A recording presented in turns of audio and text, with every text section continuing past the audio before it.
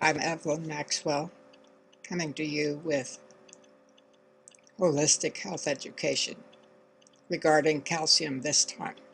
We've been told for years to add calcium supplements to our daily regime, daily habits, and according to Dr. Weston Saunders, an integration physician specializing in family medicine, that recommendation has gone up over the years from 500 milligrams a day to 1,000 milligrams a day to 12 to 1,500 milligrams a day, all in the hopes of reducing the number of hip fractures and other bony fractures.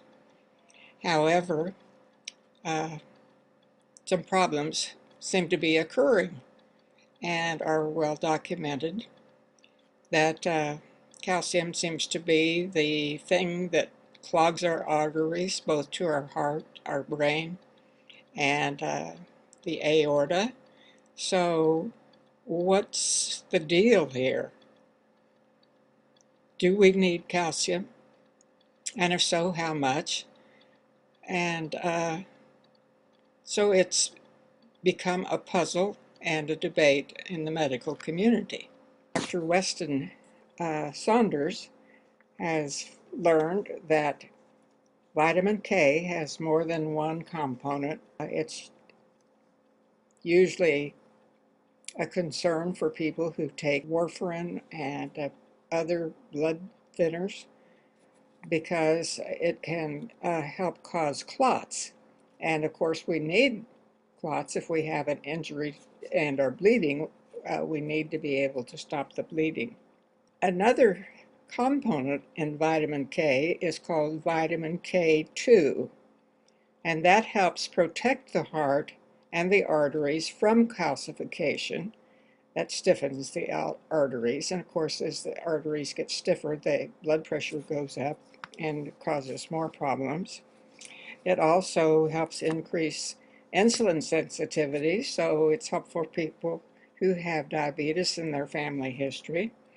It increases the adrenal and thyroid function. So that sounds good. It helps fight inflammation, which is a big part of illnesses of many different kinds. It's an antioxidant, so it helps reduce free radicals. And free radicals, we're told, are really bad for us. There are two types of K2, according to Dr. Saunders. One is MK7, and the other is MK4. MK4 is shorter lived and doesn't last as long in the blood. And it's also not as easily absorbed. MK7 is more easily absorbed and lasts longer. So he's recommending 150 micrograms of K2 MK7. And I noticed in my favorite health store, which happens to be VitaVilla here in Salina, that they do have the MK7 form of vitamin K2. I also noticed that they have a form of vitamin K2 that's mixed with vitamin D, which is said to be helpful in conjunction with the K2. The formulation that I see with vitamin D and K2, vitamin D3 and K2 has a little bit of calcium with it. And I recently reduced my calcium intake and am using the vitamin D and K2 with a little bit of calcium in it at the same time. And also it has a little bit of phosphorus in it, which is also important for bones. Dr. Saunders' website is Health as It Ought to Be, a very intriguing title for a website.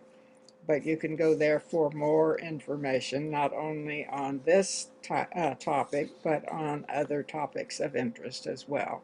Again, this is Evelyn Maxwell with Holistic Health Education, wishing you a wonderful day. Here's another thought. Be sure to talk to your doctor about how much calcium you specifically need and how much vitamin K2 you might need.